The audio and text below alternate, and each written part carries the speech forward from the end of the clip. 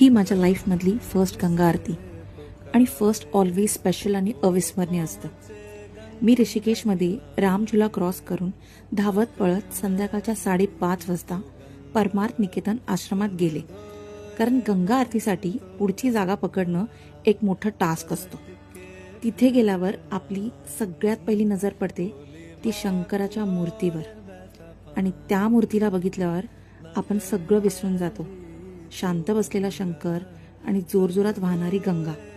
असं वाटतं की ती आपल्या लाईफमधून सगळे प्रॉब्लेम्स वाहून नेते आहे की काय. तिकडे गेल्यावर आपण वेगळ्या झोनमध्ये जातो.